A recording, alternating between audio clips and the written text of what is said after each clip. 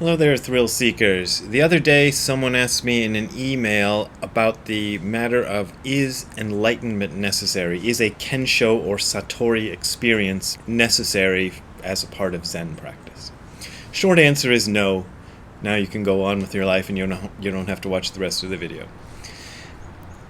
As to why it's not necessary, explaining why it's not necessary might get a little complicated, and I'm going to see how best I can do that.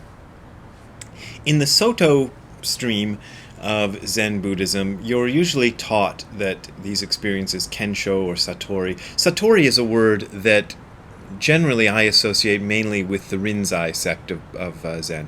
Kensho is the more common word in Soto, although I have heard Soto teachers use the word Satori, usually in a negative sense. Kodo Sawaki often uses the word in a negative sense, as something that you don't want. Although he does have a book I have on my shelf called Zazen and Satori. So anyway, the point is that in the Soto sect they're usually considered to not be necessary. In the Rinzai sect, I've never really studied with a Rinzai teacher, so it's difficult for me to say. I've heard different things from Rinzai people. But there's also another branch of the Zen stream called the Sambo Kyodan, which is supposed to be incorporate both Rinzai and Soto traditions. And in Sambo Kyodan, my impression from just the things I hear, people say and what I read, is that they really believe that Satori experience is necessary. Like, you should have a Satori experience. And I'm going to explain to you why I think you should not, or you don't really need to.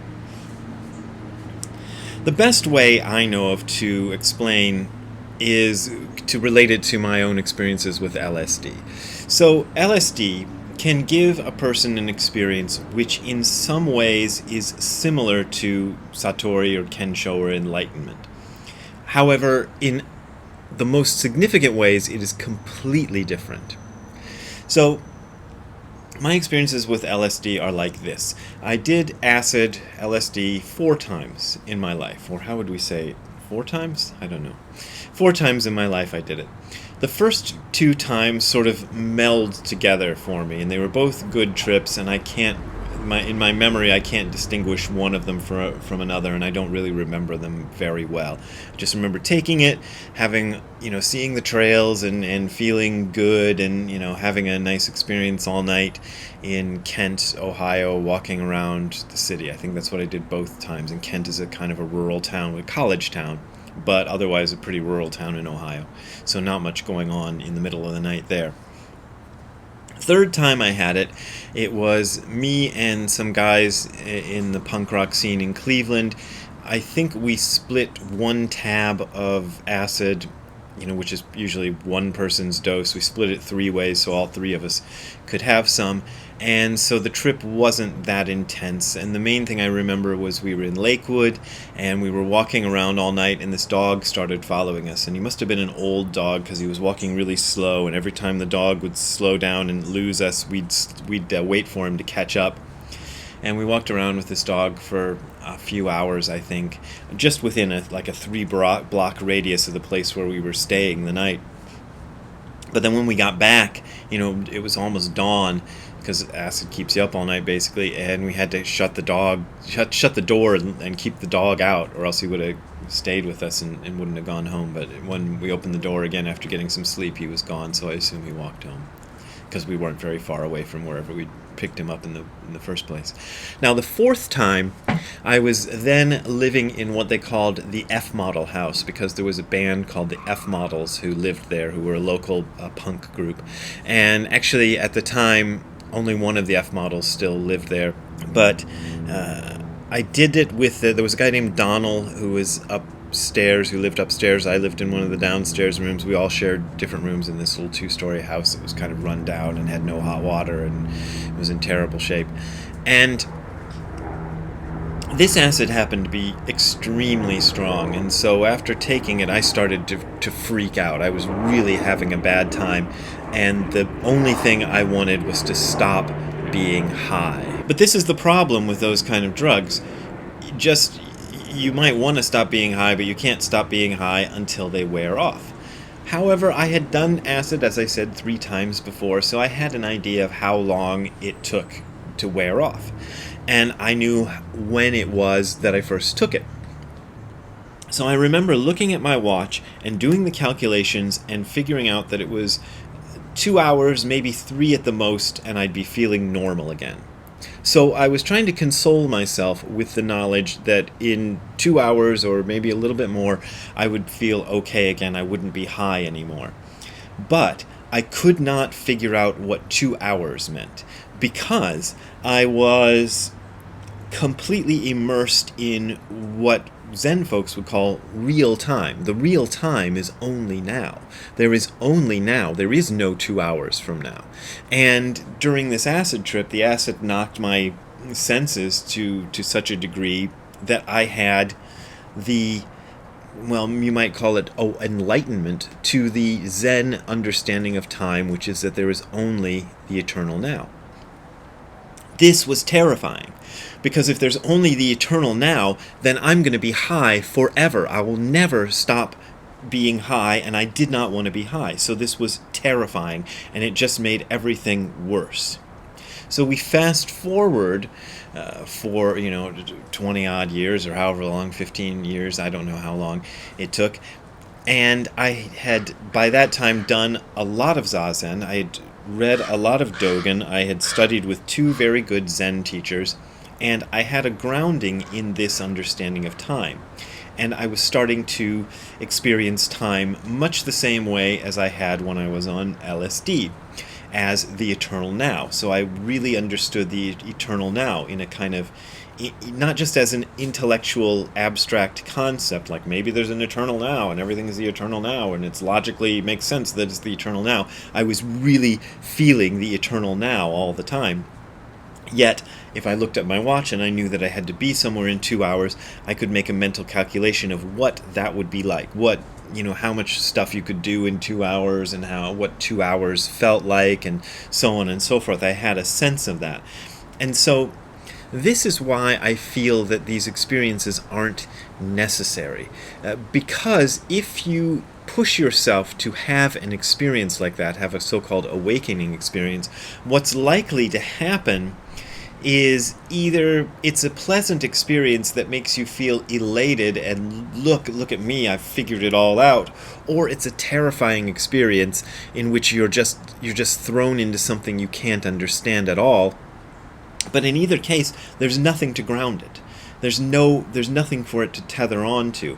So you need to go through this experience very slowly.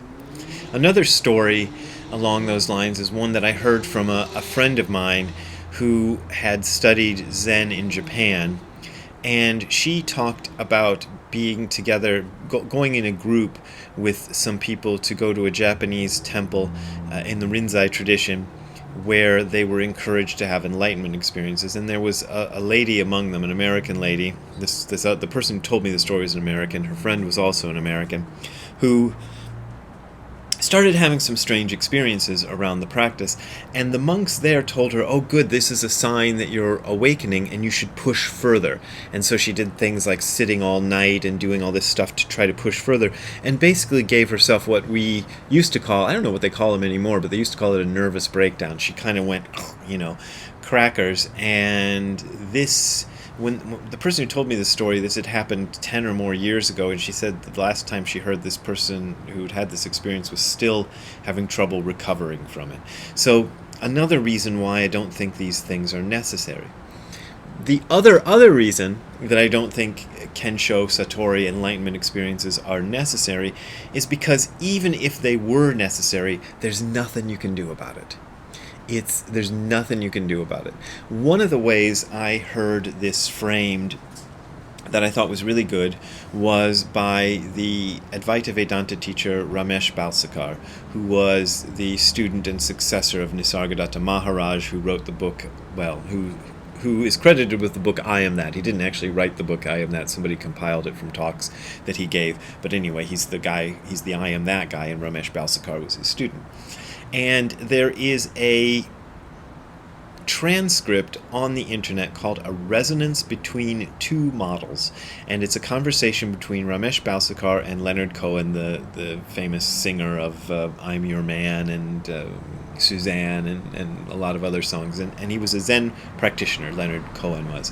And he practiced in the Rinzai sect of Zen with Joshu Sasaki Roshi on Mount Baldy.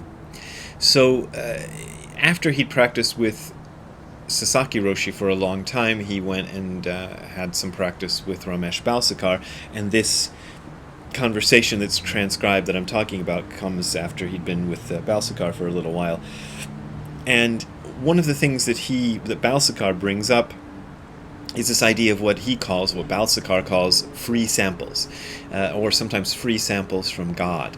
And he says that these experiences that I'm describing, these kind of far-out experiences one has as a part of one's meditation practices, Balsekar, likes to term free samples from God.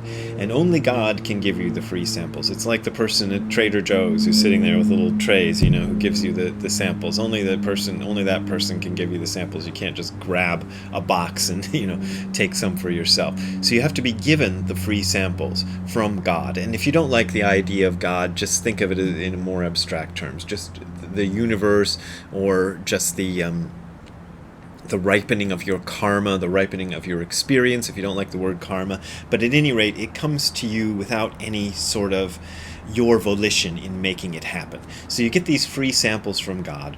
And like free samples, they are a sample of something that is real and that might act as an encouragement for you to continue the practice. But they're just free samples. They aren't the meal, they aren't the thing in themselves. They're just free samples. So is a free sample necessary? I don't think a free sample is necessary. I think some people get by just fine without them. Another aspect of this that comes up is that I remember somebody once asking Nishijima Roshi, can we be aware of our own enlightenment? And Nishijima Roshi said, no, you cannot be aware of your own enlightenment. And Dogen says something quite similar to this in Shobo Genzo. I believe that it's either in Shobo Genzo, Genjo Koan, or Bendowa. So it's either in Genjo Koan or Bendowa, sometimes called Shobo Genzo, Genjo Koan. Sorry, I got pretentious with you there. Where he says, don't think that you will necessarily be aware of your own awakening. And I think that's also true. So whether you have an experience that transports you and makes you have, whatever it makes you have, gives you a sense of having accomplished something or not, is irrelevant. Because even if you have it, my own experience with experiences like that is that they don't solve anything. It's not like God comes along and gives you the answer, like, here it is, this is what it's like. What for me it was more like was having everything I had understood up until that moment and been sure of about myself and about the world just stripped away, just gone and said, no, none of that is true. And being left kind of with nothing to substitute, no other information that tells you what it is like, but only the information that it is exactly not, it is completely unlike what you thought it was. That all of our thoughts, as Led Zeppelin said, are misgiven. So none of my thoughts about what the world was and what I was were correct. And if you have an experience with that too early in your practice, it's just going to screw you up, and so you're better off without it. And again, I don't think it's a necessary part of practice. I think some people get as much out of a practice of Zen as anybody without ever having any of those experiences. So my quick answer that I gave you right at the beginning is no, it's not necessary. So there you go. And if you want to help me have more unnecessary experiences, you can go to the URL you're seeing on your screen below, which is hardcorezen.info/donate. That is hardcorezen.info/donate. There you will find links to my PayPal and Patreon accounts. Those are my main and usually only ways of making a living, and I really appreciate your support. But as always, this is offered for free, so you don't have to donate if you don't want to donate. We will see you again. Have a good time all the time. Bye. Hey Ziggy, what do you think about free samples from God? Do you want to have a free sample from God? You were walking behind me during the video, weren't you? Yeah, I bet people saw you. Hey, Ziggy, you're a star. You're a star. All right, see you later, Ziggy.